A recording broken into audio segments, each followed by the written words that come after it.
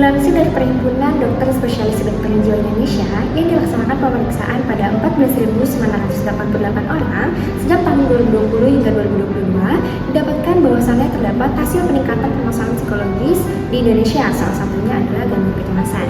Pada tahun 2020 terdapat 68,8% kasus gangguan kecemasan.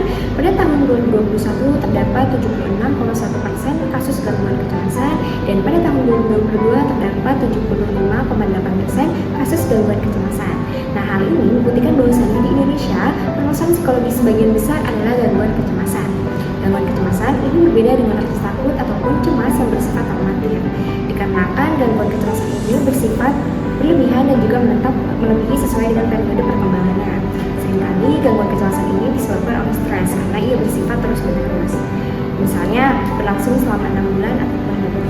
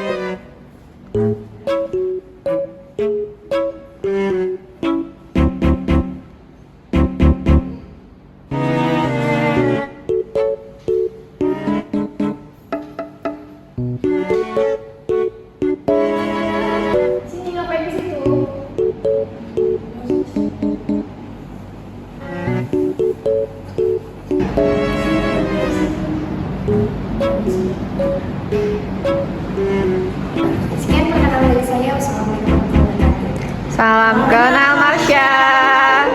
Sekian perkenalan dari saya. Assalamualaikum warahmatullahi wabarakatuh. Salam kenal Semuanya. Sekian perkenalan dari saya. Salam kenal teman-teman semua. Salam kenal Ji. Ayo selanjutnya.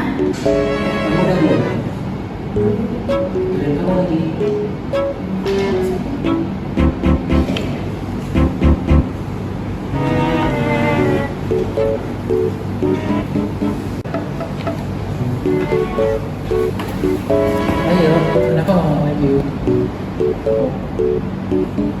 Gak apa-apa kok. Ayo, lanjut aja.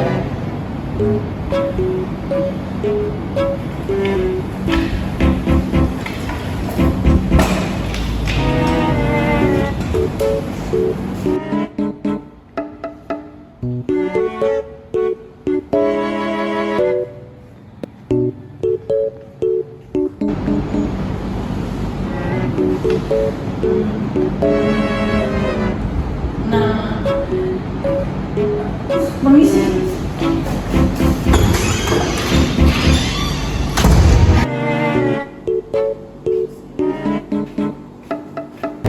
Masya apa kabar?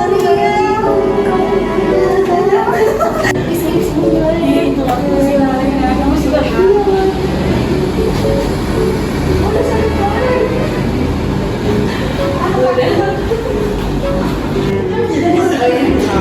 Minum apa ya?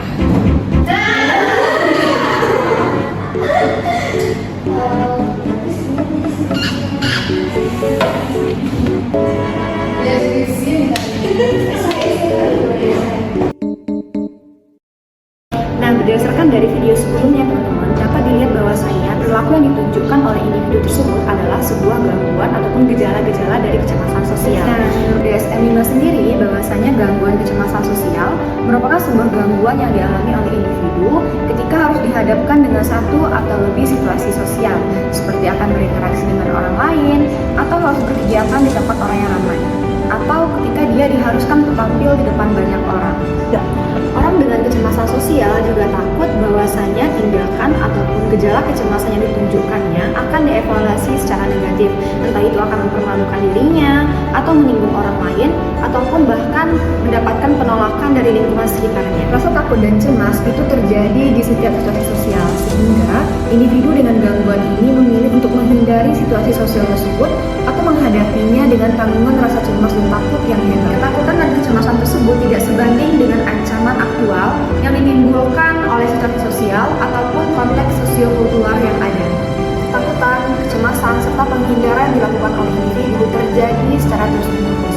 Biasanya terjadi selama rentang waktu 6 bulan, bahkan bisa lebih dari jangka waktu. Ketakutan, kecemasan, serta penghindaran yang dilakukan itu menyebabkan penderitaan serta gangguan yang signifikan secara klinis, entah itu dalam bidang sosial, pekerjaan, atau fungsi penting lainnya.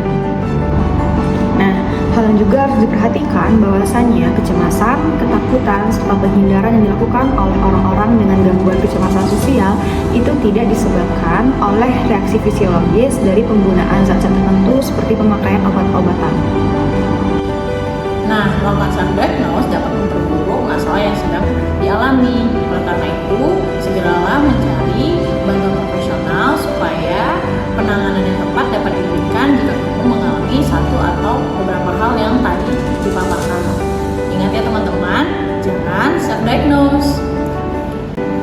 Berdasarkan cuplikan video dan penjelasan mengenai kecemasan sosial tadi, apabila Anda merasakan hal yang sama, segera konsultasikan diri Anda kepada tenaga profesional seperti psikolog atau terapis. Karena tenaga profesional itu memiliki pengalaman dan pengetahuan dalam memberikan diagnosis yang tepat dan menyediakan strategi pengelolaan yang efektif. Gangguan kecemasan berbeda dari kecemasan biasa karena bersifat berlebihan, menetap, dan seringkali berlangsung lebih dari 6 bulan. Salah satu bentuk gangguan kecemasan adalah kecemasan sosial.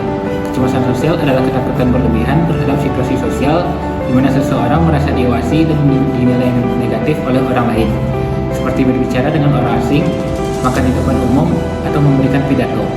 Ketakutan ini menyebabkan orang tersebut menghindari situasi sosial atau menghadapi situasi tersebut dengan kecemasan yang besar, berlangsung selama 6 bulan atau lebih dan mengganggu kehidupan sehari-hari, tanpa disebabkan oleh obat atau kondisi medis lainnya.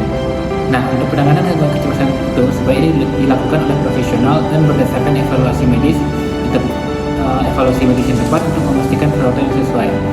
Menghindari self-diagnose juga sangat penting karena self-diagnose dapat menyebabkan salah paham tentang kondisi yang dialami, mengabaikan gejala yang serius, dan melakukan perawatan yang tidak tepat. Informasi dari internet seringkali tidak akurat dan tidak dapat menggantikan evaluasi dari tenaga medis yang kompeten. Oleh karena itu, penting untuk mencari bantuan profesional dalam menangani gangguan kecemasan guna mendapatkan perawatan yang benar dan efektif. Terima kasih.